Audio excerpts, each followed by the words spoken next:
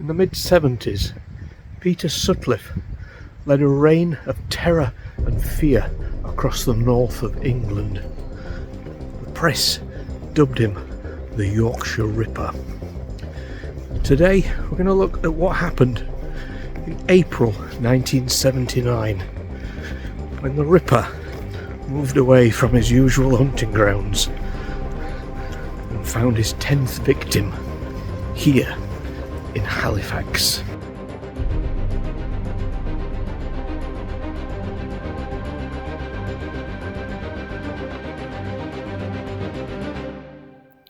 Josephine Whitaker was a 19-year-old building society clerk living in Halifax. So 4th of April 1979, Josephine Whitaker is visiting her grandparents here, and she's come to show them a new watch that she'd purchased. Her grandma was actually just at the church here, and so her grandma had come back quite late, so she'd offered Josephine, since she wanted to, she could have stopped the evening rather than walk back.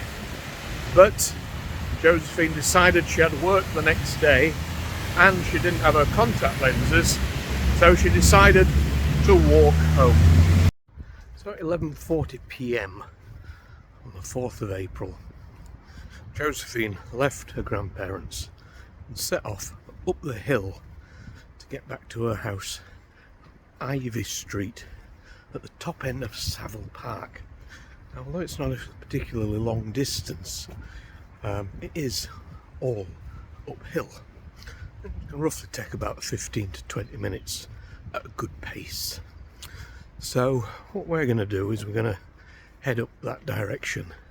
We're going to head to Savile Park. So the fear of the Yorkshire Ripper in 1979 was indeed a real one. There was a lot of tension in the air, locally, nationally, where he would strike next. But of course, it had been known that his victims had been sex workers and prostitutes, and roughly Leeds and Bradford and Manchester, so city centre areas. So, although it was a real danger in the air, Josephine probably felt quite safe, as she was not a prostitute and she wasn't in a city. So a 10-minute walk home should be safe, right?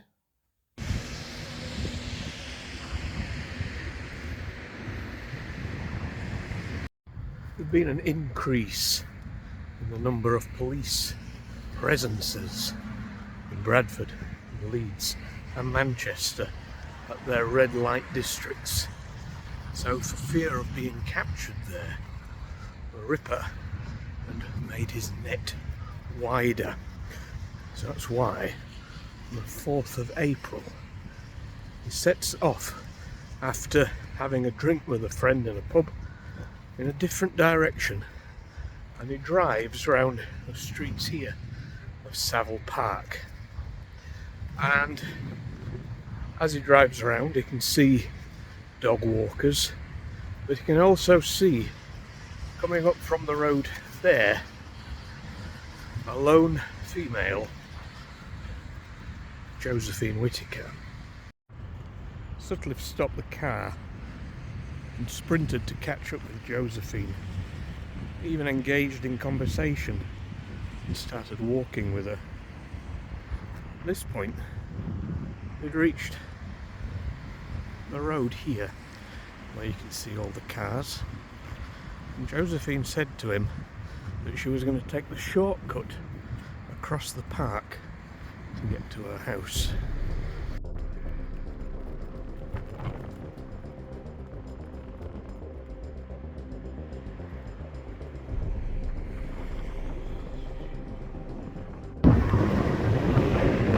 What was going through Josephine's mind as she was walking?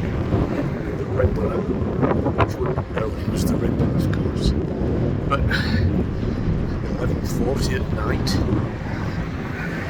It's probably one of those occasions where you think, oh God, the weirdo has attached himself to me.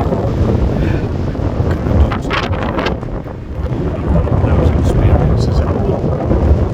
But carried on 1 year along the bottom of the park, which Josephine classed as the shortcut. Back then I don't think it would have been a proper road like it is today. Carrying on through the darkness, before they reached the road at the far end where it would likely to be busy, Sutcliffe asked Josephine if she knew what time it was. She looked up at the clock tower here to look at the time, whilst Peter Sutcliffe held back. While she was looking up, he started rooting through his jacket and removed the hammer that he brought from the car. He then struck her back of the head.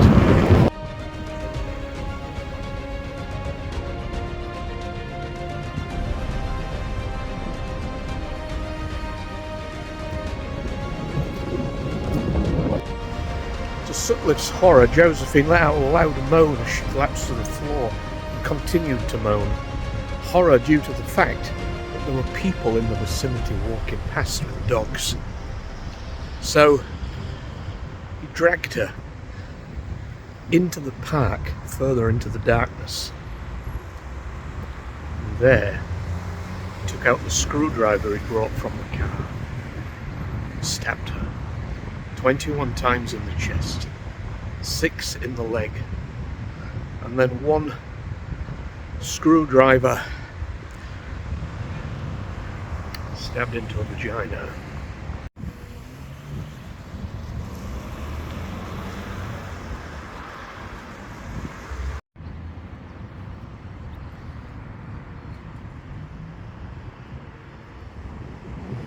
Next morning at 6:30, a lady left her house, came to the bus stop here, and she looked across into the park. You could see what she thought looked like a lot of rags.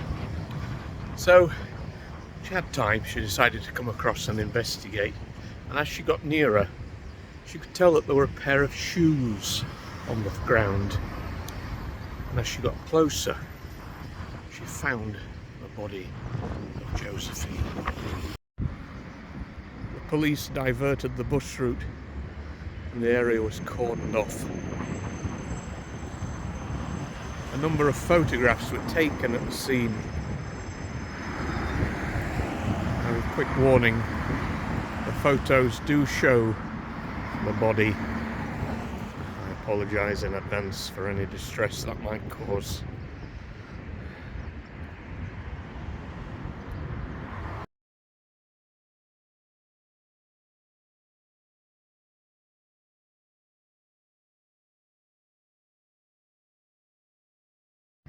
Tragically also that morning, Josephine's 13-year-old brother David had been out doing his paper round, and he'd also come across the body in the park, and he recognised the shoes.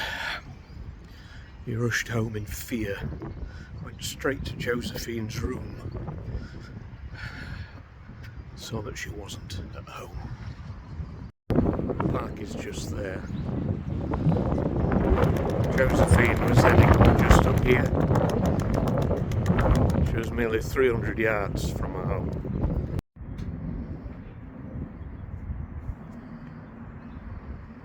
So it was the death of Josephine, Sutcliffe's 10th victim, that saw things move from tense to blind panic and rage and anger.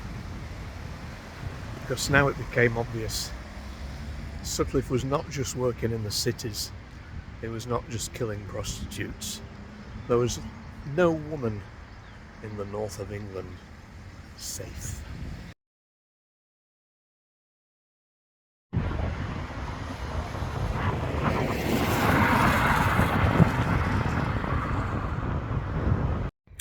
Okay, so now we're at the All Saints graveyard. The church is just behind me there. You might be able to make it out. Somewhere in this graveyard is the grave of Josephine Whitaker. So we'll just have a wander and see if we can find it. It is a little bit overgrown, but some of the graves are quite well looked after. Fingers crossed.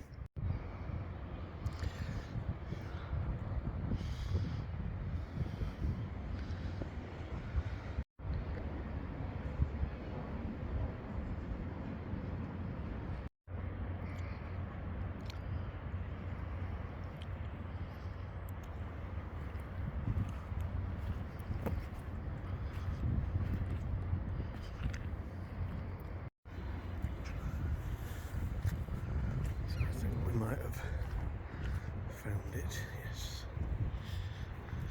Here we are.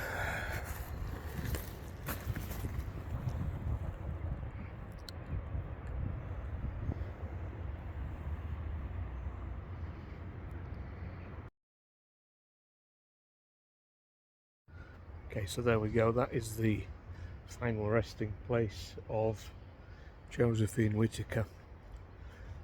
Sadly will be forever remembered as the 10th victim of the Yorkshire Ripper, but that's only to the people who don't know her. So the people who know her still remember her 45 years later. You can only imagine what you go through. Yeah, hopefully if you see this, if you do know her, I just cover stories. There's never any disrespect meant. It's me paying my respects here today to Josephine's memory, making sure she's never forgotten. And that's obviously the situation that is here. Josephine is not forgotten. The killings of the Yorkshire Ripper ended in November 1980 after Sutcliffe was caught. Soon he would be jailed for the rest of his life. The Yorkshire Ripper has gone down in history as one of the UK's most notorious and twisted serial killers. Also on our channel here, we have covered the 4th victim of the Ripper, Patricia Atkinson, who died in this flat in Bradford. We actually had the wrong room, so feel free to watch the video for the flats, but check out a video done soon afterwards by Daft Monkey, who found the actual room. Okay, so we'll leave you here from All Saints graveyard in Halifax, and yeah, there's not much else to say really on this one. Rest in peace, Josephine. As I finish most of my stories that look at serial killers and murderers, I hope the rest of the family and friends in the preceding decades since then have found their own peace as well. We'll see you very soon for the next video. Take care.